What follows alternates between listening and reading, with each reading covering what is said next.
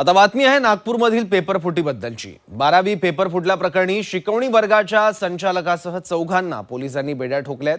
या पेपर फुटी प्रकरणी पोलिसांना अजून काही धागेदोरे मिळाले आहेत। त्या अनुषंगाने पोलिसांचा तपासही सुरू आहे। तर आता एसआयटी मार्फतही या पेपर फुटीचा तपास होणार आहे। प्रकरण नेमकं काय जाणून घेऊयात। नागपूर पेपर फुटी प्रकरणी चौघांना बेड्या।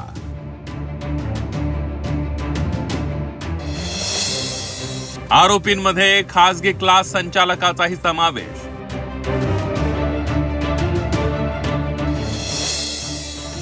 मोठं रॅकेट उघड होण्याचा पोलिसांना संशय।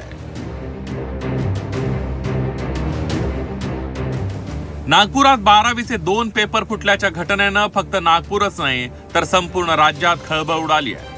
12वीचे फिजिक्स आणि केमिस्ट्रीच्या प्रश्नपत्रिका पेपर सुरू होण्याआधीच अर्धा तास एका व्हॉट्सअप ग्रुपवर आढळून आल्या होत्या।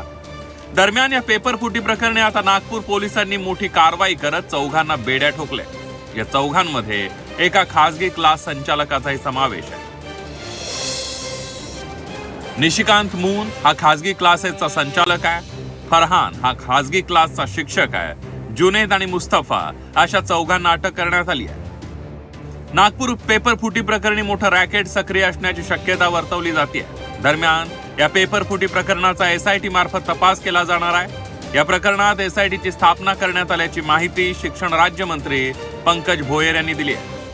आपल्या एका शाळेमध्ये एक विद्यार्थिनी पेपर सुरू झाल्यानंतर वॉशरूमच्या बहाण्याने बाहेर गेली आणि जवळजवळ 10 ते 12 मिनिटे ती वापस नव्हती आली। आमच्या पर्यवेक्षकाने तातडीनं त्या ठिकाणी लक्ष घातलं, त्या मुलीला विचारपूस केली आणि हे सर्व प्रकरण लक्षात आलं। त्याच्यानंतर सदर पोलीस स्टेशनमध्ये त्याच्या संदर्भात गुन्हा देखील दाखल करण्यात आला।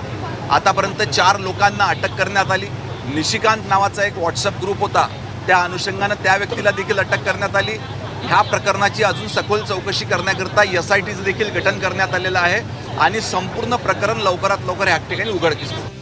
नागपूरच्या सदर परिसरातील सेंट उर्सुला परीक्षा केंद्रावर गुरुवारी 12वीच्या केमिस्ट्रीच्या पेपर दरम्यान हे पेपर फुटीचं प्रकरण पर्यवेक्षकांच्या सतर्कतेमुळे उघडकीला आले। सेंट उर्सुला परीक्षा केंद्रावर एक विद्यार्थिनी वारंवार प्रसाधनगृहात जात होती, त्यामुळे केंद्रावरील पर्यवेक्षकांना संशय आला। तिची शिक्षकेच्या माध्यमातून झडती घेण्यात आल्यावर स्मार्टफोन जप्त करण्यात आला। तो स्मार्टफोन तपासला असता हा पेपर फुटीचा प्रकार उघडकीला आलाय। रोमनमध्ये 12 नावाचा व्हॉट्सअप ग्रुप तयार करण्यात आला होता।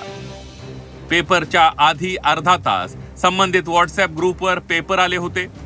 12वीचे फिजिक्स आणि केमिस्ट्रीचे पेपर या ग्रुपवर लीक करण्यात आले होते।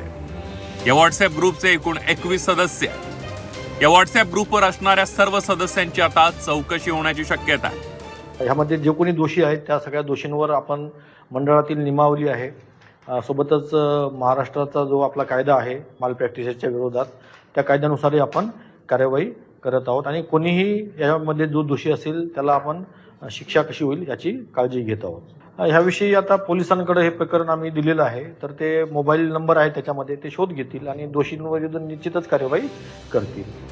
पेपर फुटी प्रकरणी निशिकांत मून या ट्युशन क्लासेस संचालकासह अजून काही क्लासेसच्या संचालकांचा समावेश आहे का याचा तपास आता पोलिसांनी सुरू केलाय। हे रॅकेट बरंच मोठा असण्याचा संशय पोलिसांना आहे। आता राज्यमंत्र्यांनी एसआयटीची घोषणा केल्यामुळे या प्रकरणाच्या तपासाची व्याप्ती वाढणार आहे। त्यामुळे आता या प्रकरणाच्या मुळाशी जाऊन दोषींवर कारवाई होणार हे नक्की। अमर काने, झी 24 तास, नागपूर।